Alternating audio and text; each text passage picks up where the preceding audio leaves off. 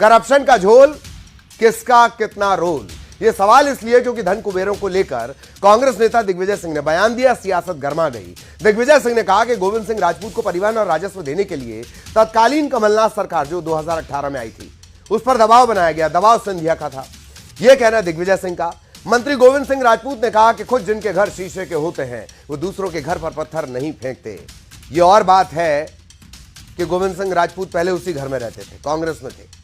तो करप्शन का सियासी कनेक्शन तो है, इस बयान से ऐसा ही लगता है। आखिर सौरभ शर्मा के धन कुबेर बनने या बनाने के पीछे कौन कौन से किरदार हैं, इसे भी आज डिकोड करेंगे।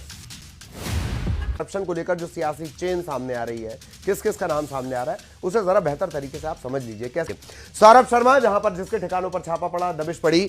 इसके बाद दिग्विजय सिंह कह रहे हैं कि कमलनाथ पर बहुत दबाव था। क्या दबाव था? सिंधिया कह रहे थे, ज्योतिरादित्य सिंधिया कह रहे थे कि नहीं, परिवहन तो गोविंद सिंह राजपूत के पास ही रहेगा। ट्रांसपोर्ट मिनिस्ट्री गजब मलाईदार मानी जाती है, ऐसा मैं नहीं कह रहा हूं, नितिन गडकरी तो बोल चुके हैं। ये जो क्वेश्चन मार्क आप देख रहे हैं, आगे कौन, या कहें कि और कौन कौन, यह समझाने के लिए आपको पूरी तस्वीर दिखाई गई। इसमें से आरोप किसी पर नहीं है, लेकिन सब एक दूसरे पर आरोप लगा रहे हैं। महाडिबेट के सवालों पर नजर डाल लेते हैं। सिंधिया का नाम लेकर दिग्विजय क्या इशारा करना चाह रहे हैं? क्या और भी चेहरे हैं?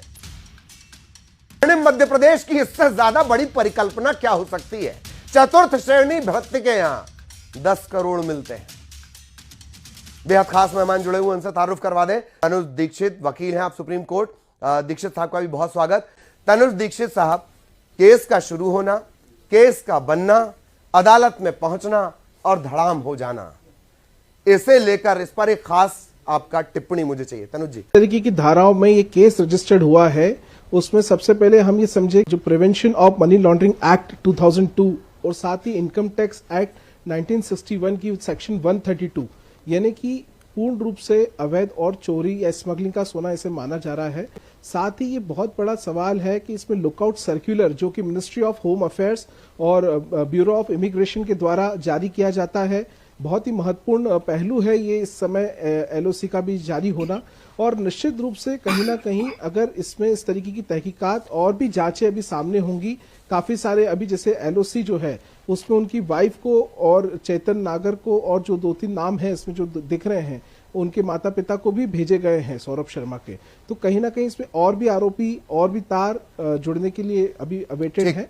जी, आईपीएस का ट्रांसफर कैसे कर सकते हैं, जरा इस पे भी टिप्पणी दीजिए। तनुज जी, इतने शोर में तो कैसे करप्शन से मुकाबला हो पाएगा? तनुज जी, तनुज जी मुझे लगता है तनुज जी को कहता हूँ अभी ना कोई घोटाला सिद्ध हुआ है। प्रोसेस को समझिए, लीगल प्रोसेस को समझिए मैडम, लीगल प्रोसेस को समझिए। चलिए बंदा जी, अमित जी, नहीं बाकी मेहमानों को ना रखिए। तनुज जी प्लीज। ललित जी देखिए, अभी जो खैप इतने बड़े सोने की चांदी की जो इतना बड़ा पकड़ाया, निश्चित रूप से सबसे बड़ा इतिहास का एक खैप है जो पकड़ा है, लेकिन अभी ये सिद्ध नहीं होता है कि पूर्ण रूप से किस तरीके से और कैसे एकत्रित हुआ है। तो अभी जो आरोप है वो आरोपित है, अभी सिद्ध नहीं हुए हैं। दूसरा, इसका ये कहना गलत है कि ये सिर्फ कांग्रेस काल का आया हुआ अर्निंग है, ये बीजेपी के समय का भी हो सकता है। और इसमें पार्टी पॉलिटिक्स से ज्यादा महत्वपूर्ण ये है कि कौन ऐसे इसमें लोग इन्वॉल्व रहे हैं, उनकी कड़ी तक पहुंचना बहुत आवश्यक है।